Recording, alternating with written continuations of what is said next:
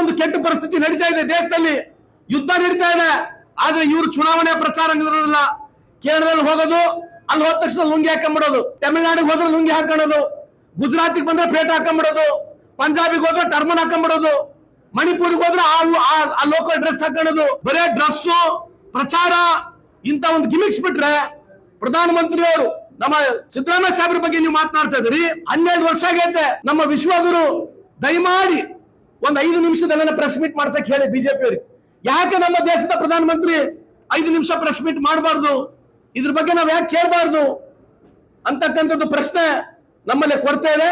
ಅದಕ್ಕೆ ಬಿಜೆಪಿಯ ಮುಖಂಡರಲ್ಲಿ ಮನವಿ ಮಾಡ್ತಕ್ಕಂಥದ್ದು, ನೀವೇನು ಕೇವಲ ಮುಸಲ್ಮಾನ, ಬಾಂಗ್ಲಾದೇಶ, ಪಾಕಿಸ್ತಾನ, ಅಫ್ಘಾನಿಸ್ತಾನ ಈ 4 ಬಿಟ್ರೆ ಇವತ್ತು ಚುನಾವಣೆ ಮುದ್ದೆ ಏನಿದೆ ತಾವು ಯೋಚನೆ ಮಾಡಿ ನೋಡಿ. ಇನ್ನಾದ್ರೂ ಎಲ್ಲಾ ಚುನಾವಣೆಗಳಲ್ಲಿ ಈ ಮುದ್ದೆಗಳು ಬಿಟ್ರೆ ಬೇರೆ ಯಾವ್ದು ಪ್ರಗತಿಪರ ಮಾತನಾಡೋದಿಲ್ಲ. 58 ರೂಪಾಯಿಂದ 60 ರೂಪಾಯಿ ಇರ್ತಕ್ಕಂಥ ಡಾಲರ್ ಇವತ್ತು 95 ರೂಪಾಯಿಗೆ ಹೋಗಿದೆ.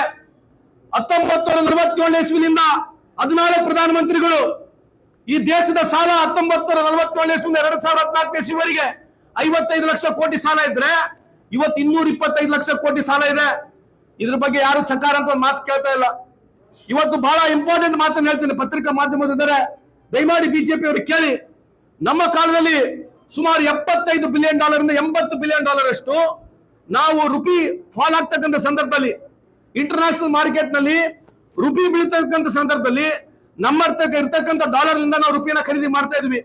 ಮನಮೋಹನ್ ಸಿಂಗ್ ಅವರು ಸುಮಾರು $75 ಬಿಲಿಯನ್ ಖರ್ಚು ಮಾಡಿ, ವಾಜಪೇಯಿ ಸಾಹೇಬರು ಸರ್ಕಾರ ಬಿಟ್ಟಾಗ 45 ರೂಪಾಯಿ ಒಂದು ಡಾಲರ್ ಇತ್ತು. ನಾವು 10 ವರ್ಷದಲ್ಲಿ 58 ರೂಪಾಯಿನಲ್ಲಿ ಬಿಟ್ಟುಕೊಟ್ವಿ. $75 ಬಿಲಿಯನ್ ನಾವು ಖರ್ಚು ಮಾಡಿ, ಯಾವಾಗ ರುಪಿ ಫಾಲ್ ಆಗ್ತದ ಸಂದರ್ಭದಲ್ಲಿ ಡಾಲರ್ ಖರ್ಚು ಮಾಡಿದ್ವಿ. ಇವತ್ತು ಕೇಂದ್ರ ಸರ್ಕಾರ $200 ಬಿಲಿಯನ್ ಖರ್ಚು ಮಾಡಿದೆ. ಇದು ದೇಶದ ರೊಕ್ಕ, ಇದ್ಯಾವ ಬಿಜೆಪಿ ರೊಕ್ಕಲ್ಲ ಇದು.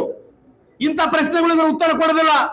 ಅದೇ ಪಾಕಿಸ್ತಾನ, ಮುಸಲ್ಮಾನ, ಬಾಂಗ್ಲಾದೇಶಿ ಇವರು ಹಿಂದೂಗಳಿಗೆ ಮೋಸ ಮಾಡಿ, ಈ ದೇಶದ ಹಿಂದೂಗಳಿಗೆ ಮೋಸ ಮಾಡಿ, ಹಿಂದೂ ಯುವಕರಿಗೆ ಮೋಸ ಮಾಡಿ ದಾರಿ ತಪ್ಪಿಸಿ ಇವ್ರ ಮಕ್ಕಳುಗಳು ಎಲ್ಲ ಅಮೆರಿಕ, ಬ್ರಿಟನ್, ಫ್ರಾನ್ಸ್, ಇಟ್ಲಿಯಲ್ಲಿ ಇವ್ರ ಮಕ್ಕಳು ಹೋಗ್ತಾರೆ. ಯಾರು ದಿನ ಬೆಳಿಗ್ಗೆ ಭಾಷಣ ಮಾಡಿ ಹಿಂದೂದ ಬಗ್ಗೆ ಬಹಳ ಪ್ರಚಾರವನ್ನು ಕೊಡ್ತಾ ಇದ್ದಾರೆ. ಇವ್ರ ಮಕ್ಕಳ ಮೇಲೆ ಯಾವುದೋ ಒಂದು ಕೇಸ್ ಇಲ್ಲ. ಬಿಜೆಪಿ ಮುಖಂಡರು, ಕೇಂದ್ರದ ಸಚಿವರ ಮಕ್ಕಳುಗಳು ಎಲ್ಲರೂ ಯಾರು ಈ ದೇಶದ ಸಿಟಿಜನ್ಶಿಪ್ ಕೂಡ ಇಲ್ಲ. ಯಾರು ಜೈಶಂಕರ್ ಸಾಹೇಬರು ಬಹಳ ದೊಡ್ಡ ಭಾಷಣ ಮಾಡ್ತಾರೆ, ಅವ್ರ ಮಕ್ಕಳು ಈ ದೇಶದ ಸಿಟಿಜನ್ಶಿಪ್ ಇಲ್ಲ.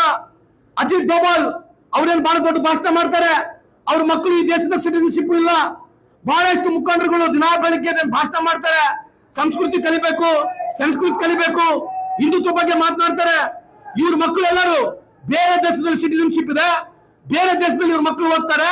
ಇಲ್ಲಿ ನಮ್ಮ ಹಿಂದೂ ಮಕ್ಕಳು ದಿನ ಬೆಳಿಗ್ಗೆ ಬದಲಾಡಬೇಕು, ಕೇಸ್ಗಳಲ್ಲಿ ಇರಬೇಕು.